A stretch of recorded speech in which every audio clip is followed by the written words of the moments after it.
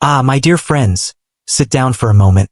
Let me tell you about a time in my life when I had absolutely nothing, when the world seemed to crush me into dust and all the light I thought I had just vanished. I was once a man who had it all. A thriving business, respect in my community, a loving family.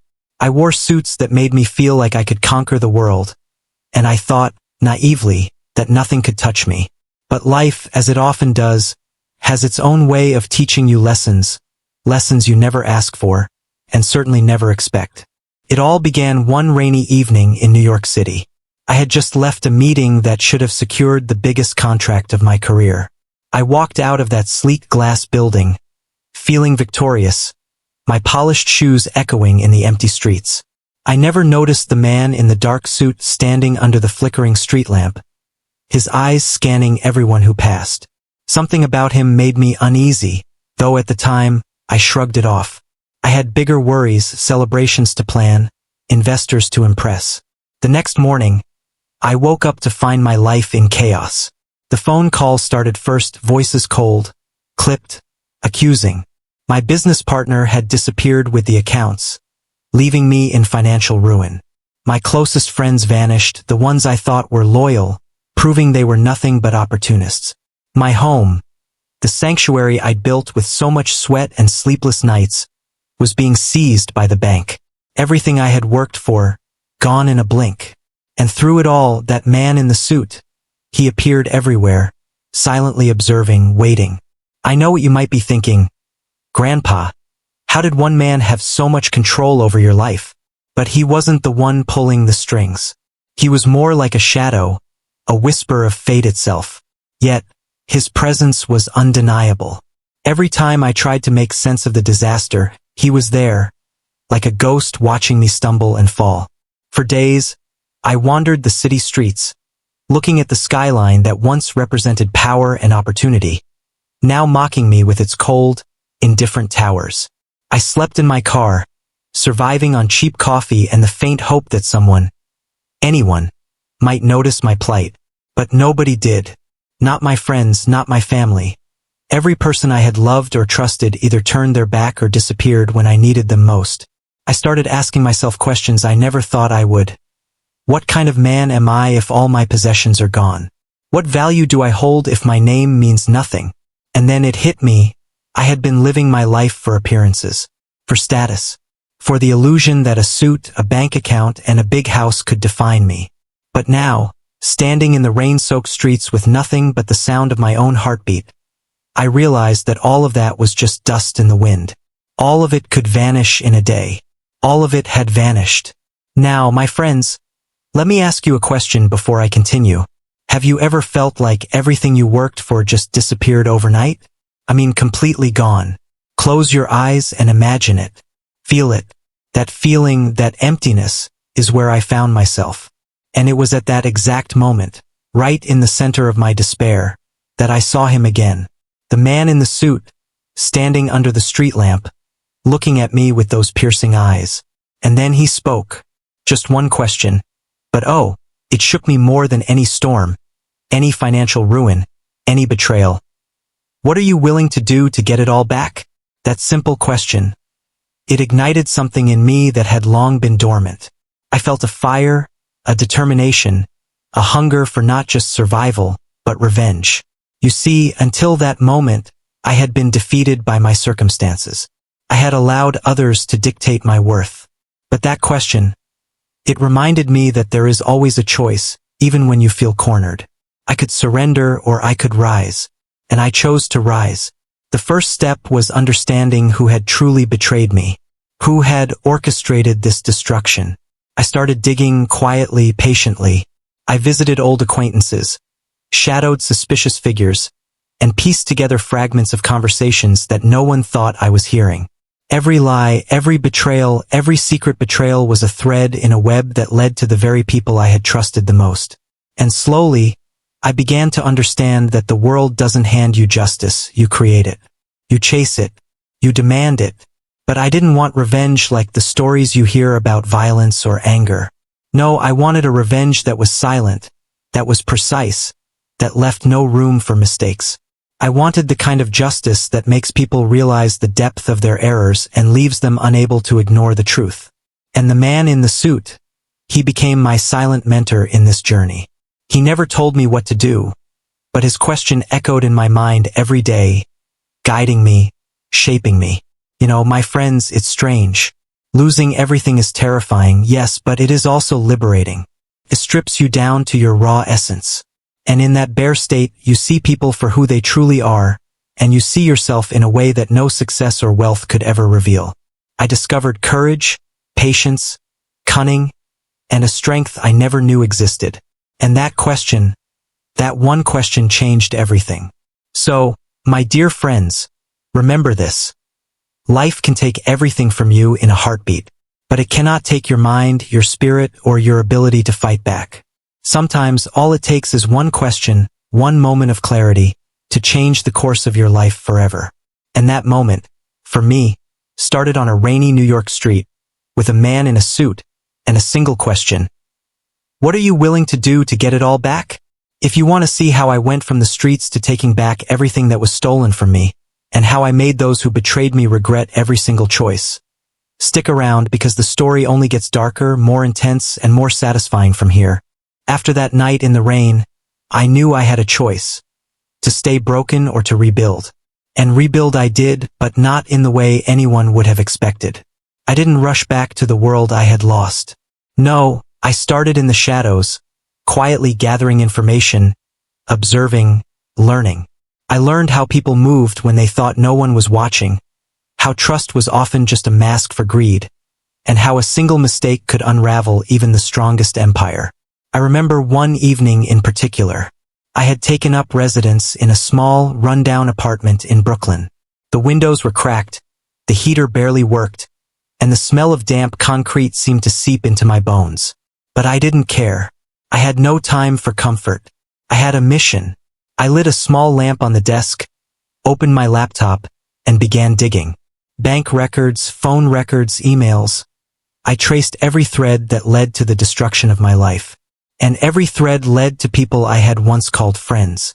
People I had trusted with my family's well-being. The pain of betrayal is heavy, my friends. It sits on your chest like a stone, and at first, it suffocates you. But as I sat there, shuffling through the names and numbers, the stone turned into fuel. Every lie I uncovered, every false smile I remembered, became part of a fire that burned hotter with each passing day. I wasn't just angry, I was methodical, I was patient, and I was preparing to strike. I began with small, almost imperceptible actions. A phone call here, a rumor there, subtle manipulations that no one would suspect were connected to me. It was like playing chess, and every person who had hurt me was a pawn in a game they didn't even know they were playing. I watched them squirm, I watched them scramble, and with each observation, my resolve grew stronger. There was a man, for example, my so-called business partner, the one who had taken everything. He thought he had escaped the consequences of his actions. I saw him every day at the cafe where he liked to flaunt his new wealth. One morning, I struck up a casual conversation, a simple question about his new project. He laughed, thinking he was charming, thinking he was untouchable. But I planted seeds of doubt. Subtle things, barely noticeable, but enough to make him question the loyalty of everyone around him. And he began to unravel, slowly but surely.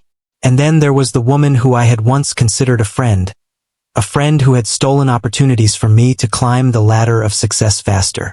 I discovered her secrets, little ones at first, but secrets that could ruin her if exposed. And I held them, carefully, waiting for the perfect moment. Timing, my friends, is everything when exacting revenge. You must wait until the moment strikes with precision, so the fall is complete and undeniable. Through it all, that man in the suit haunted me. He never interfered, never guided me directly, but his presence was always there. I would catch glimpses of him in the reflection of shop windows or standing across the street when I walked by. And every time I saw him, that question echoed louder than ever. What are you willing to do to get it all back? Now, let me pause here and ask you something, my friends. If someone betrayed you completely, would you forgive them? Or would you find a way to make them regret it forever? Think about that for a moment. Feel the anger, the injustice, the hunger for justice that grows when trust is shattered. That feeling is powerful. It's the same feeling that carried me through the darkest nights of my life. It was during one of those nights, in the quiet of my apartment, that I realized something important. Revenge is not about hatred alone. It's not about screaming or breaking things. No, it's about strategy, patience, and understanding human nature. It's about taking the pieces that were broken and using them to rebuild a life far stronger than the one they tried to destroy. And I began to see a path that would lead me not only to reclaim what was mine but to rise higher than ever before. I started making contacts, discreet allies who understood power and influence, people who were outside the view of my enemies. They were experts, quietly skilled, and they had their own reasons for helping me. Some had been wronged by the same people I had. Others were just fascinated by the precision of the plan I laid out. Together, we began to weave a network, a web that would ensure that when the time came, every betrayal would be paid in full. And then, one evening, I got a call that changed everything again. The man in the suit, I had come to recognize him, though he never revealed his name, asked me to meet him. The location was a small, dimly lit office in downtown Manhattan. He didn't speak much, just handed me an envelope. Inside were files, meticulously detailed, revealing connections and hidden truths about the people who had destroyed me. The files were explosive, enough to ruin lives, enough to give me the leverage I needed. I sat there in that office, holding the papers, and I realized something profound. Revenge was no longer just an idea. It was inevitable. Every moment of suffering, every tear, every sleepless night had led me here. And as I left the office, the rain once again poured down on me. Not the same cold rain of despair, but a cleansing, almost triumphant rain that felt like the world itself had shifted in my favor. My friends, the lesson here is simple. When life takes everything from you, do not despair. Observe, plan, and strike with precision. Anger without direction is useless. Patience and strategy are deadly. And never underestimate the power of a single question, asked at the right time, to ignite the fire that can change your life forever. Because by the end of the story, I didn't just take back what was stolen. I made sure those who had betrayed me would never forget the cost of crossing me. And you, my friends, will see just how carefully, patiently, and ruthlessly I reclaimed my life. If you think revenge is easy, think again.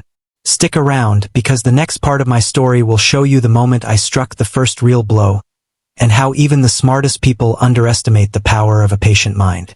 I remember the night I finally decided to strike, the night patience turned into action. For months, I had been a ghost, moving through the city like a shadow of the man I used to be, collecting scraps of evidence, watching every handshake, and learning how the powerful hid their sins behind smiles and contracts. I had allies now, quiet, precise people who owed me nothing but the satisfaction of watching the proud fall.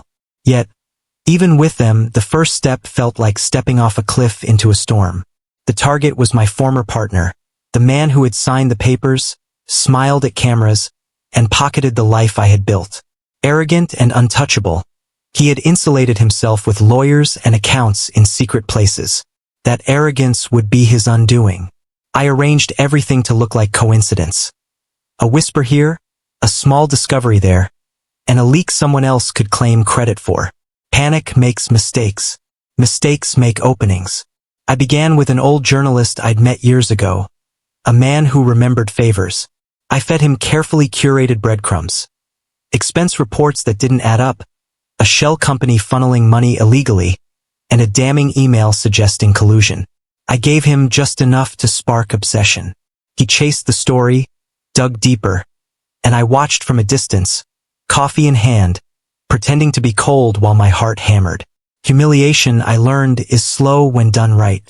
You want it to seep into every corner of their life, into smiles, deals, and whispers at clubs where they once ruled. So I orchestrated a sequence. A quiet audit request, a client call demanding explanations, and finally, the journalist's article, clean, factual, merciless. When the article hit, I was at a little deli, watching his face on a newsstand, eyes wide, jaw slack. He called his lawyer, paced, tried to salvage his image with a weak statement. The taste of revenge then wasn't bitter or sweet. It was precise, like salt on a wound.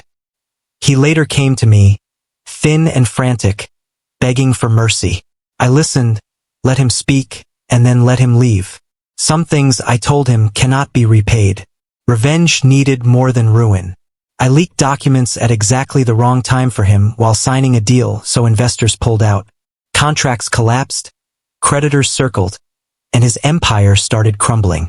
The woman who had aided him tried to outsmart me but fell for a decoy, wasting her time while real troubles brewed elsewhere. Through it all, the man in the suit watched. Once, he handed me a note. Mercy is a choice as powerful as revenge. He never explained, but his presence reminded me that the world tests you not to break you, but to see what you're made of. I watched the news highlights of my former partner's fall. Triumph and exhaustion coiled in my stomach. Revenge had changed me, made me meticulous, less trusting, alive in ways I hadn't felt since my youth. Yet the deeper rot in the system remained, so I pressed on. Legal maneuvers, quiet meetings, a slow public campaign letting truth speak louder than anger. There were costs. I missed birthdays, relationships frayed. But as I sat in a small park one evening, feeding pigeons, I felt steady peace. Not careless, but the peace of reclaiming pieces of my life and dignity. So, my friends, when you seek vengeance, be ready for the mirror it holds up. It shows patience, coldness, cleverness, or exhaustion. The line between justice and obsession is thin. Keep your hands steady, even when the world trembles. If you think this ends with one victory, think again. The next phase would either redeem me completely, or bury me in the past forever. Stay with me, because the next part will reveal how one final betrayal forced everyone to face the truth they tried to hide. Ah, my friends, this is the part where things start to get darker, where the stakes rise, and where patience truly becomes both weapon and shield. By the time I reached this stage, I was no longer just a man reclaiming what was mine. I had become a force that even the cleverest could not anticipate. Every move I made was calculated, every word measured, and every silence used to unnerve those who had betrayed me. The city itself seemed to lean in, as if watching to see whether I would crumble under the weight of my own rage, or whether I would finally strike the blows that had been long overdue. It all began with the woman I had discovered manipulating behind the scenes, the one who had smiled at my ruin as if it were her triumph. She had underestimated me. That was her first mistake. I had been tracking her for weeks, quietly following her routines, studying the people she trusted, the vulnerabilities she exposed when she thought herself untouchable. I discovered a pattern. Arrogance makes blind spots, and blind spots are what I thrived on. I decided to exploit those blind spots. I began by sending small anonymous tips, emails hinting at discrepancies in her company's financial reports, messages that suggested someone on her board was leaking information. First, she dismissed them. Then she panicked. She hired private investigators, thinking the problem was someone outside her circle. But every investigation led nowhere. Every step she took in desperation was exactly where I wanted her. Meanwhile, my former partner was still reeling from the exposure of his wrongdoings. He had lost clients, credibility, and the illusion of power he had once held so tightly. But I knew the deeper lesson was yet to come. He needed to witness that betrayal and manipulation could come from the shadows, from those he had ignored or dismissed, and that there was a cost far greater than losing money. That cost was humiliation, and I intended to make it unforgettable. The key, my friends, was timing. One evening, I arranged a meeting with the woman at a supposedly private venue. A small, dimly lit office building, the perfect setting for nerves to fray. I didn't go myself. No, I orchestrated events so that when she arrived, she would find herself surrounded by subtle reminders of her failures. Canceled contracts on notice boards, whispered warnings from trusted employees, and a small package containing evidence that her misdeeds were no longer secrets. She froze. Panic rippled through her like a storm tide. And in that frozen moment, I knew the first wave of my revenge had landed. But the true climax was yet to come. For revenge is not a single act. It is a sequence. a carefully layered construction that builds tension until the reveal cannot be ignored. I had prepared the final confrontation with my former partner and the woman together, a moment where the truth would hit like lightning. I arranged for a private dinner, a reunion they thought was casual, where I would reveal everything. They didn't suspect it, of course. They thought they were still in control. That arrogance, again, was their undoing. When the night came, I sat at the head of the table. The air was thick with anticipation, though they didn't know it yet. As I spoke, I slowly revealed the evidence. Documents, recordings, emails, all arranged so that each revelation compounded the previous one. I watched their faces carefully. Every flicker of guilt, every tightening of the jaw, every forced smile that didn't reach the eyes. This, my friends, is the art of revenge. The anticipation, the unraveling, the realization that nothing is safe from truth. By the time the final piece was placed, the undeniable evidence linking them to the ruin of my life, they were pale, trembling, and speechless. My former partner tried to explain, tried to excuse, but I stopped him. "There is no excuse," I said softly, my voice calm but carrying the weight of every sleepless night, every betrayal, every dollar lost. Only acknowledgement, only understanding, only accountability. And as the words sank in, I felt a weight lift from my own chest. You see, revenge is not about violence or anger. It is about justice measured with precision, about showing people the consequences of their actions in a way that they cannot ignore or deny. That night, I realized I had not only taken back my life, but I had also reclaimed my dignity. The power they had wielded over me for so long, the power that had reduced me to despair, was gone. It was a heady feeling, one I will never forget, and one I hope you understand. There is nothing more empowering than reclaiming what was stolen with your own hands, mind, and patience. And yet, my friends, even as I celebrated this victory, I knew the journey was not fully over. There were lessons to be learned, not just for them, but for myself. Power can be fleeting, and trust, once broken, is never fully restored. I had become someone I barely recognized. A man sharpened by betrayal, tempered by patience, and refined by careful strategy.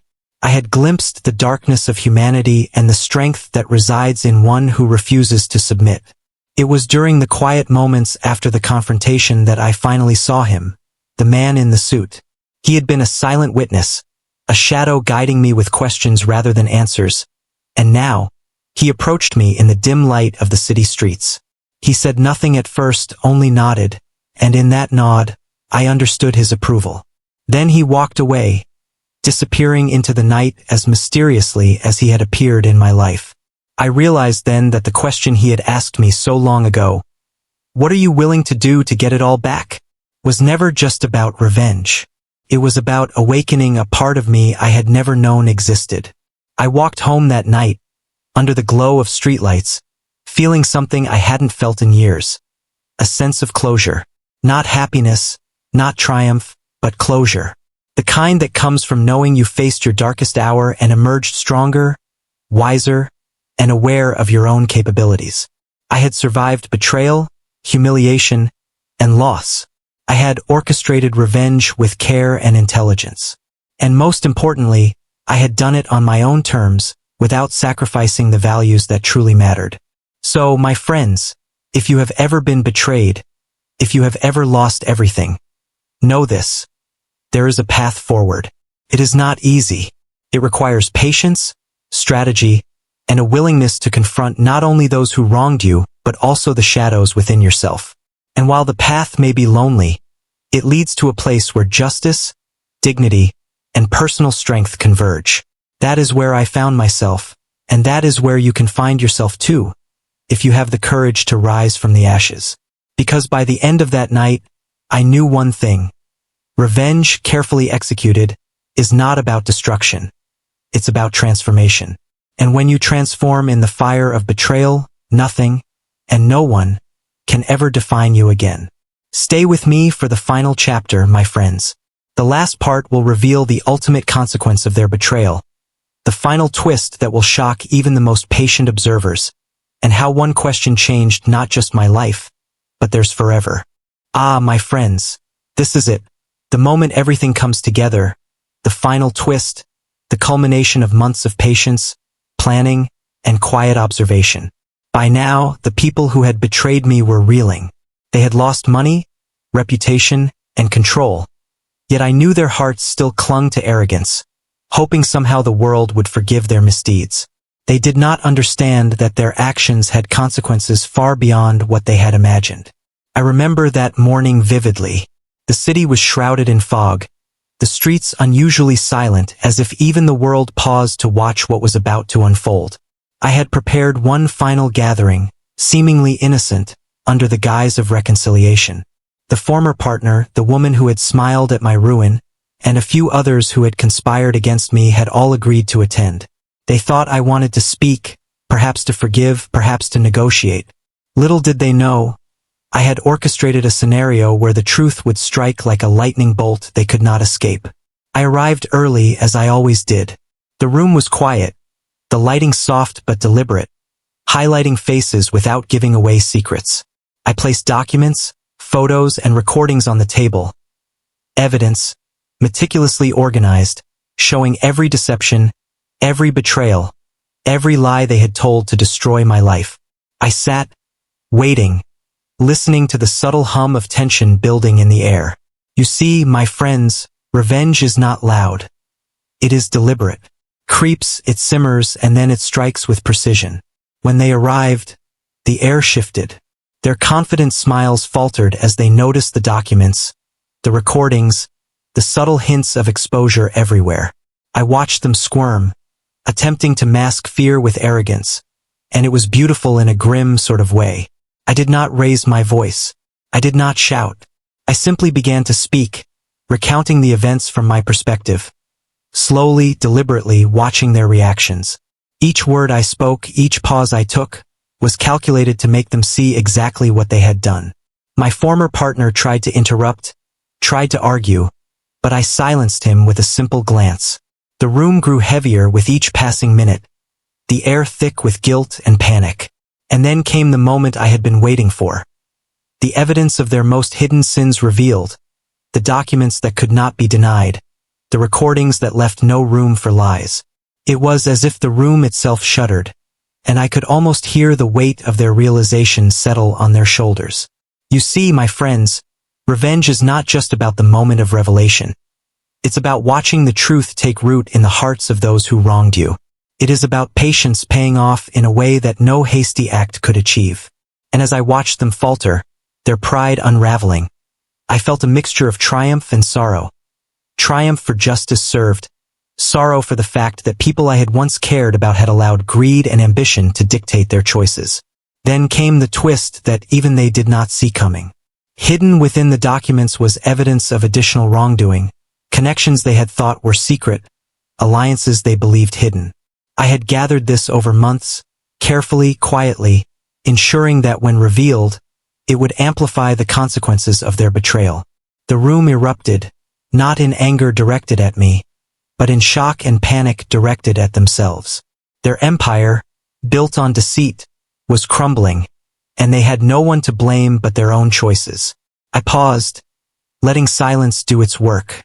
Silence is a tool more powerful than any weapon. It forces people to confront themselves, to hear their own guilt reverberate in the empty spaces between words. And in that silence, I spoke again, calmly, firmly. This is the cost of betrayal. The choices you made, the lives you affected, the trust you destroyed. This is the consequence. Not my wrath, but your actions. My former partner slumped, exhausted, realizing the full extent of his downfall. The woman who had once smiled at my misery now looked at me with fear and regret. But even in that fear, I saw something else. A small glimmer of understanding, the recognition that what had been taken could not be ignored, that justice had found its mark. It was then that I realized something profound. Revenge, carefully executed, transforms not only the lives of those who wronged you but also yourself. I had been a man lost, broken, and humiliated. Yet through patience, strategy, and clarity of purpose, I had reclaimed not just what was mine, but my dignity, my strength, and my vision of the world. I was no longer the man who wandered streets in despair. I was someone who had learned the depth of human nature and the power of deliberate action. And yet, there was one final lesson, the one the man in the suit had always hinted at. Revenge alone is not enough. The ultimate victory lies in restraint, in understanding when to stop, and in knowing that the true power comes not from destruction, but from emerging unscathed while others collapse. I looked at them one last time, my voice steady, my heart calm. The rest is up to you. Learn, change, or continue to suffer. But know this, you will never forget this day. After that night, I walked out into the cold streets of the city, under the glow of streetlights reflecting on wet asphalt. The wind bit my face, and I felt alive in a way I never had before. My journey from despair to triumph had been long, painful, and meticulously executed. But I had emerged stronger, wiser, and unbroken. And as I walked, I knew that the man in the suit's question, "What are you willing to do to get it all back?" was more than a prompt for revenge. It was a lesson, a challenge, a spark that had awakened a part of me I never knew existed. Life, my friends, will always test you. People will betray you. Fortunes will vanish, and the world can feel unbearably cruel.